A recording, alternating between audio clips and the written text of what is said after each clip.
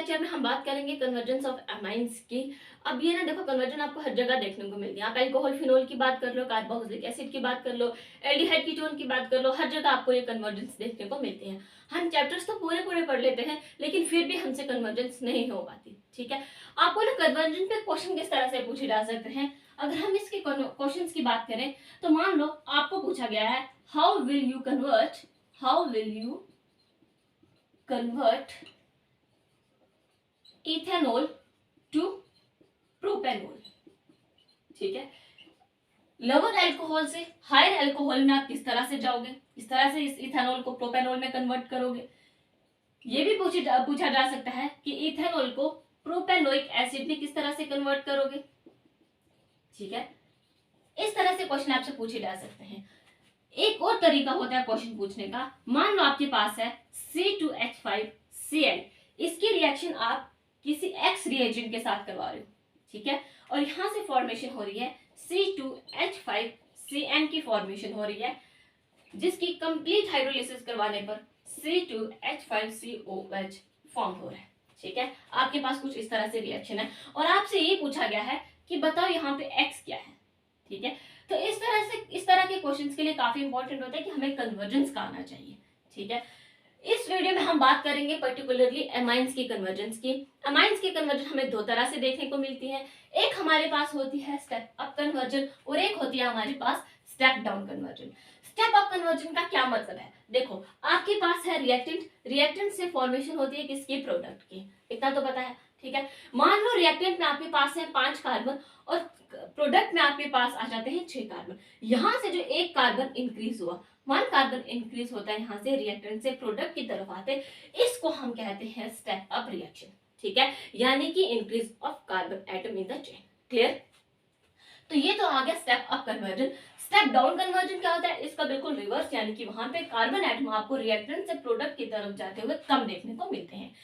First हम बात करते हैं स्टेप अप कन्वर्जन की, देन हम मूव करेंगे स्टेप डाउन कन्वर्जन की। ठीक है, तो स्टेप अप कन्वर्जन में देखो मेन जो यहाँ पर स्टेप है वो कौन सा है, एल्काइल हैलाइड से नाइट्राइल की फॉर्मेशन हो रही है, यानी कि RCN की फॉर्मेशन हो रही है। आपके पास एल्काइल हैलाइड क्या है, RH से फॉर्मेशन हो रही है RCN की, यानी कि यहाँ पे आपके पास देखो एक कार्बन एटम आपको ज्यादा देखने को मिलता है। ठीक है, अब डायरेक्टली आपको ये कोई नहीं पूछेगा कि अल्काइल हैलाइड से आप नाइट्राइल की फॉर्मेशन दो। मान लो आपके पास अमाइन है, अमाइन से आपको क्या बनाना है, अमाइड की फॉर्मेशन देनी है। ठीक है, तो किस तरह से दोगे, सबसे पहले आपके पास अमाइन, प्राइमरी अमाइन है हमारे पास। ठीक है, RNH2 सॉरी, इसकी रिएक्शन जब आप HNO2 इन वाटर के साथ करवाते हो तो अल्कोहल की फॉर्मेशन होती है। ठीक है, नेक्स्ट इस अल्कोहल की रिएक्शन जब आप PX5 के साथ करवाते हो तो अल्काइल हैलाइड की फॉर्मेशन होती है। अल्काइल हैलाइड को आप जब KCN के साथ रिएक्ट करवाते हो तो यहाँ से RCN की, जब आप ROH को PX5 के साथ करवाते हो तो यहाँ से POCl3 और HCl यहाँ से क्या हो जाता है, बाहर हो जाता है PO, अगर हम XCl लें। ठीक है, यानी कि आप इस तरह से भी लिख सकते हो POX3 यहाँ से बाहर और HX यहाँ से बाहर हो जाता है। एल्काइल हैलाइड की फर्दर जब आप KCN के साथ रिएक्शन करवाते हो तो KX यहाँ से बाहर, CN जो होता है यहाँ पे R के पास यानी कि एल्काइल के पास आ जाता है। ठीक है, और यहाँ से फॉर्मेशन होती है किसकी, RCN की फॉर्मेशन होती है। ठीक है, मेन स्टेप हमारा यही है कि एल्काइल हैलाइड से नाइट्राइल की फॉर्मेशन हो रही है। ठीक है, अब ये जो हमारे पास RCN बना ना, फर्दर ये हमें कई सारे प्रोडक्ट देखने को मिलते हैं इससे। ठीक है, जैसे मान लो जब हमने RCN की कंप्लीट हाइड्रोलिसिस करवाई तो हमारे पास यहाँ पे क्या होता है, एसिड की फॉर्मेशन होती है। देखो कंप्लीट हाइड्रोलिसिस से क्या मतलब है, ये है हमारा RCN। ठीक है, आपको पता है CN के बीच में ट्रिपल बॉन्ड होता है। ठीक है, कंप्लीट हाइड्रोलिसिस करवा रहे हैं यानी कि H3O पॉजिटिव। ठीक है, जब हम यहाँ से एक बॉन्ड ब्रेक करेंगे तो क्या होगा कि कार्बन के पास चला जाएगा OH, कार्बन के पास क्या होगा, OH चला जाएगा और नाइट्रोजन के पास हाइड्रोजन चला जाएगा। ठीक है, कंप्लीट हाइड्रोलिसिस है तो हम इस सारे बॉन्ड 1 बाय 1 ब्रेक करेंगे। ठीक है, फर्दर हम इसकी हाइड्रोलिसिस करवाएंगे, एक और बॉन्ड ब्रेक होगा और एक और बॉन्ड ब्रेक होने से क्या होगा, R, कार्बन के ऊपर OH पहले से था, नाइट्रोजन के ऊपर हाइड्रोजन, जब ये एक बॉन्ड ब्रेक करेंगे ना, कार्बन के पास आ जाता है एक और OH और नाइट्रोजन के पास एक और H। ठीक है, इस स्टेप में काफी इंपॉर्टेंट है आपको ये जाना कि कार्बन के ऊपर कभी भी 2 या 2 से ज्यादा OH ग्रुप कभी भी स्टेबल नहीं होते और इसलिए ये क्या करते हैं, वाटर की फॉर्म में ये यहाँ से बाहर हो जाते हैं। ठीक है, क्या होते हैं, वाटर की फॉर्म में यहाँ से बाहर हो जाते हैं और आपके पास क्या हो जाता है, RC double bond O NH2। Clear, ये आपके पास बन गया RC double bond O NH2। यहां तक आपकी अगर बात करो तो ये क्या फॉर्मेशन हो रही है, एमाइड की फॉर्मेशन हो रही है। ठीक है, अभी तक आपकी जो हाइड्रोलिसिस है ये कंप्लीट नहीं हुई, क्योंकि अभी कार्बन और नाइट्रोजन के बीच में एक और बॉन्ड बाकी है। ठीक है, फर्दर जब आप क्या करोगे, इस बॉन्ड को भी ब्रेक कर दोगे हाइड्रोलिसिस करवाते हुए। ठीक है, तो क्या होगा, RC double bond O, carbon के पास OH, जब आपने ये बॉन्ड ब्रेक किया, नाइट्रोजन के पास 2 हाइड्रोजन ऑलरेडी थे, एक और हाइड्रोजन आ गया। ठीक है, तो ये क्या हुआ, अगर आप ध्यान से देखो, ये आपके पास एसिड की फॉर्मेशन हो रही है। ठीक है, और ये NH3 की फॉर्म में यहां से बाहर। क्लियर, ये है आपकी कंप्लीट हाइड्रोलिसिस करवाने पर आपको क्या मिलता है, एसिड मिलता है। ठीक है, क्या मिल रहा है, एसिड। जब आप पार्शियल हाइड्रोलिसिस करवाते हो तो आपके पास क्या फॉर्मेशन होती है, एमाइड की फॉर्मेशन होती है। मतलब जब आप लास्ट वाला स्टेप नहीं करोगे तो एमाइड पे ही आपकी रिएक्शन स्टॉप हो जाएगी। यही है कि जब आप नाइट्राइल की पार्शियल हाइड्रोलिसिस करवाते हो तो आपके पास एमाइड की फॉर्मेशन हो रही है। क्लियर है इतनी सी बात।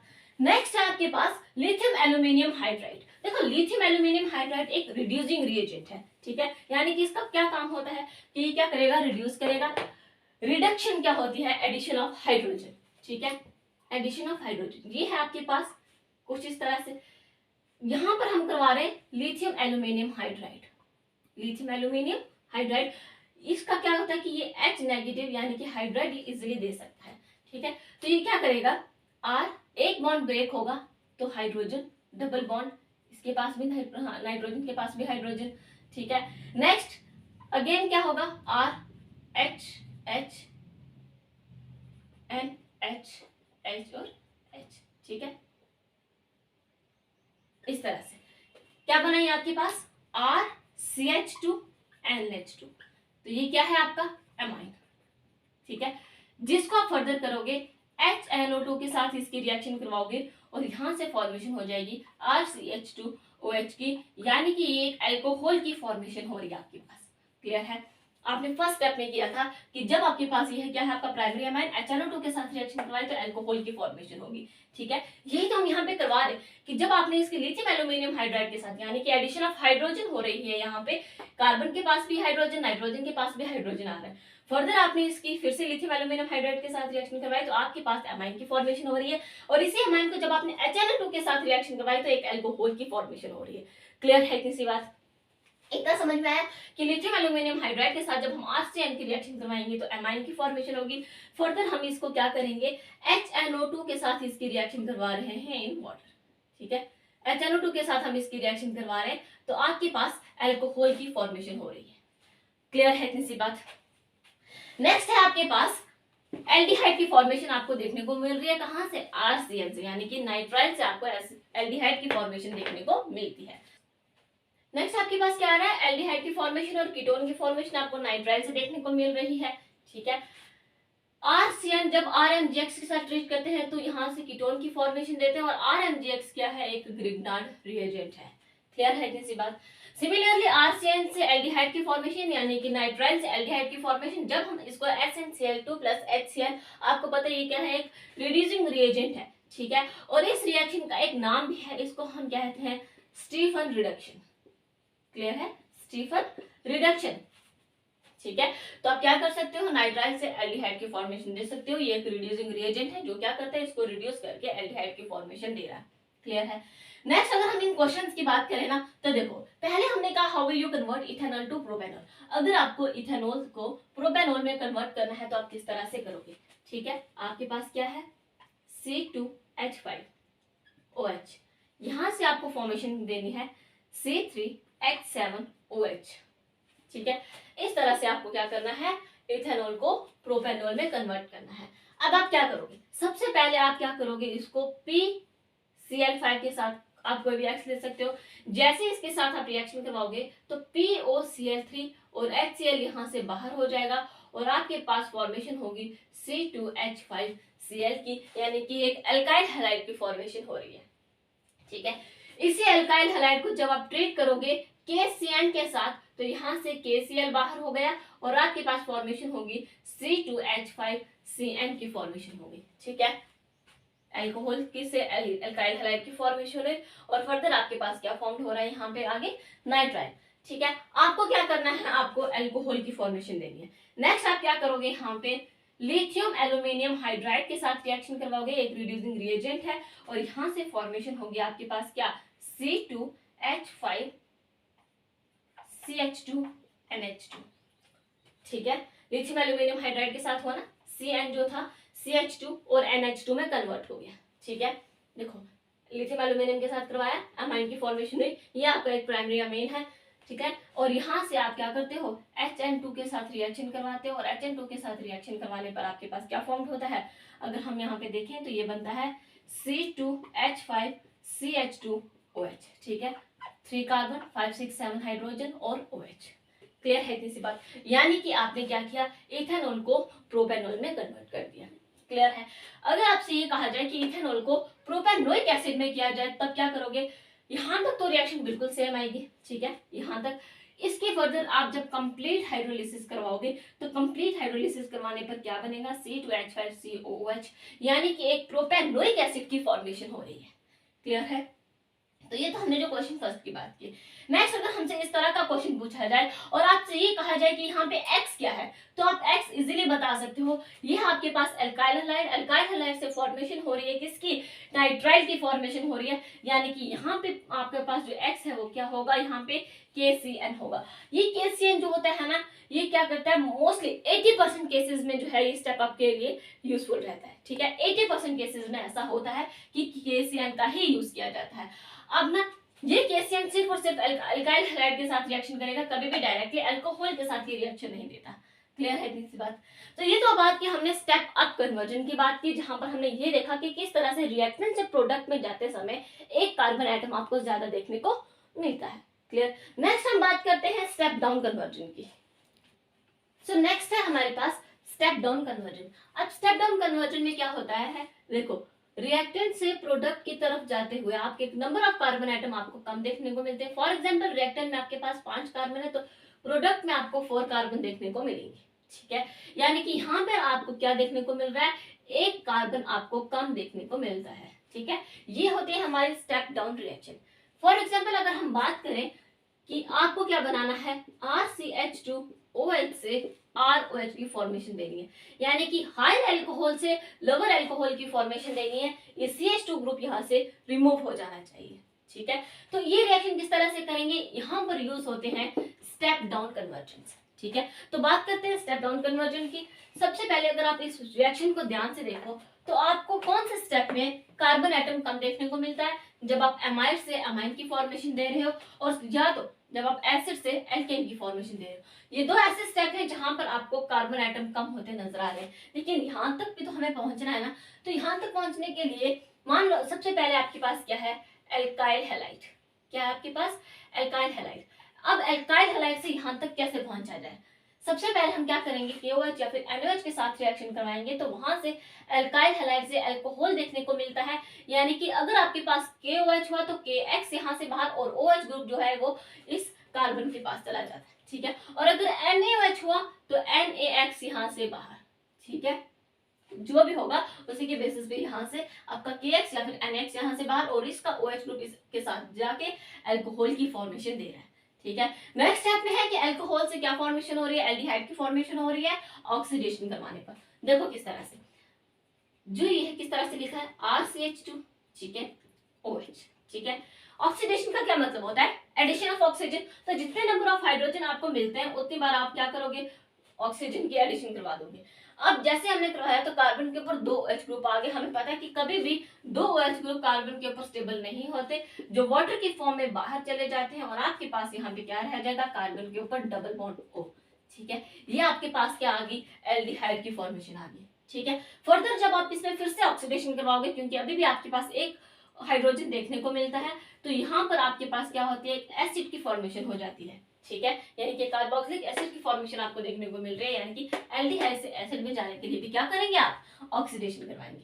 ठीक है, नेक्स्ट एसिड से अमाइड कब करवाएंगे, जब आप इसकी रिएक्शन NH3 के साथ करवाएंगे। ठीक है, NH3 के साथ। अब यहाँ से कैसा होता है कि यहाँ पे वाटर जो है ये रिमूव हो जाता है। ठीक है, यहाँ पे क्या होता है, वाटर रिमूव होता है जब आप NH3 के साथ रिएक्शन करवाते हैं।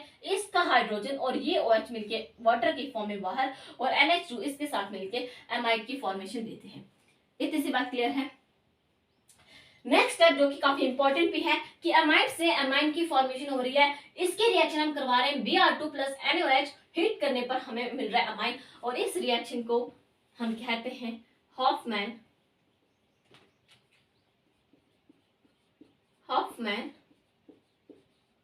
Bromamide degradation